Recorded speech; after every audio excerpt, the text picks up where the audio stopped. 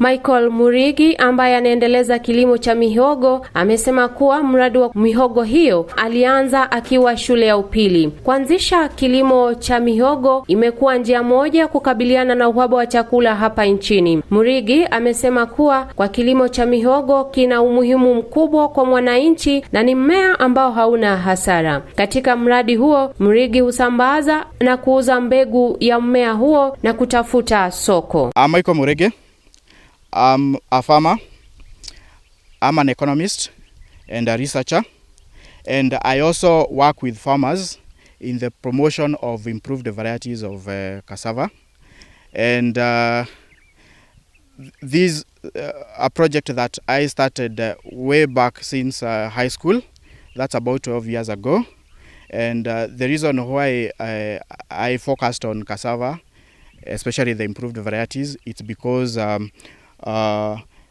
in our country, food insecurity is one of the challenges, and yet we have acres and acres of farmlands where a farmer can comfortably grow this crop and produce food for the nation. Now, how we plant the cassava, the stem, the importance of the leaves and the health benefits.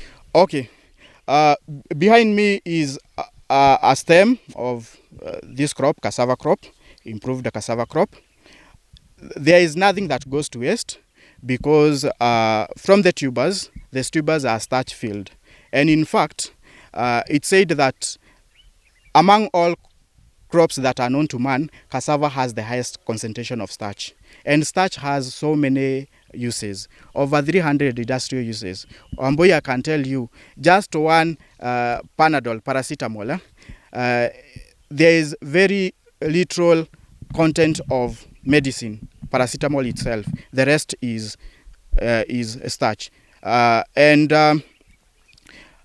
What we do, we focus on the long-hanging fruits, especially getting food and feed from the crop. So what we do, or what this project involves, is we do distribute seeds, the improved cassava seeds, to farmers, and after that we also create a market. We do tell farmers that these seeds, or cassava farming, is for their own household food security, but whatever they are able to produce in excess, they can sell to us, and we have a processing unit where we process the cassava into flour and livestock feeds. You also talked of some crops that go hand in hand with the cassava farm. Yeah, right now we are in our demo farm. This is an 5-acre demo farm in Maragua, where we train farmers. It also serves as our breeding ground. That's for seed multiplication.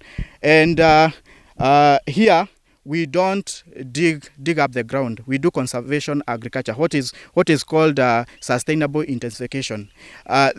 Every crop has another crop that they can coexist with without harming each other and benefiting each other. That's why you hear some coffee farmers told to intercrop their coffee with banana, so that the banana trees could provide shade to the coffee. Now for cassava, to control weeds, we do plant a variety of pumpkin known as the Israel giant. It's very good because it's very vegetative. It grows quite fast and occupies a very large area. So it helps us to smoother weeds, such that we do not have to do any other kind of weed control. And when the cassava crop grows, it forms a canopy.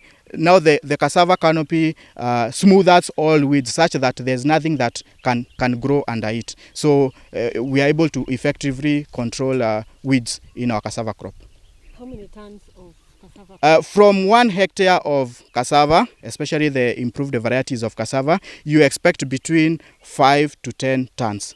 Dependent on other factors now, such as the soils. And it's important to say that we do here in our demo farm, we do cassava organic. We grow our cassava organically, and we also encourage farmers to grow it organically. That means we do not encourage use of fertilizers, and farmers could apply organic manures, but even when they are applying, they don't apply it directly to the crop. They just broadcast the organic manure during land cultivation. I mean during land preparation. Cassava has been in Africa for quite some time. It was brought by Portuguese from South America way back in the 14th century. But the reason why cassava is not very popular among farmers is because the traditional varieties of cassava used to take 2 years to mature in the farm, and there's no farmer who would be patient enough to wait for a crop that matures in 2 years. But what I can tell farmers is right now, currently, there are better varieties, there are improved varieties of cassava that matures within 6-8 months. By the 9th month, a farmer can comfortably harvest. Every food can easily become poisonous. And that is why for maize we talk about aflatoxin. Aflatoxin that is causing a lot of cancer, and especially for us within the tropics, there is a very high prevalence of aflatoxin. So the point is every food can become a poison very easily. For cassava, we do have a component that can become poisonous called cyanide. What I told you at the demo farm, or what we do encourage improved varieties of cassava. One improvement that has been done is reduction of the cyanide content. But I can also tell you that the best way to extract cyanide from the cassava tuber is to process it, drying and processing it. And that's why we always encourage farmers to consume their cassava in form of flour, not tubers, because, well, there are people who do boil and then they consume the cassava, but then one may boil and you are not able to completely extract cyanide from it. So the best way to extract or to remove cyanide from your cassava is by processing it. Is it removed during the processing? Yes, cyanide is a gas. It's a gas. So when you subject it to drying and you also process it, of course the processing includes grinding into flour, you eliminate it completely. That is the safest way. So whoever consumes their cassava in form of flour, they can be sure that their cassava has no component that can become poisonous. Welcome to our processing unit. Here, this is where we do process cassava after collecting it from farmers. We do have dryers here. We have energy efficient dryers that run on electricity, but at minimal electricity. It's a technology that we borrowed from India. There they are doing yams, here we are doing cassava.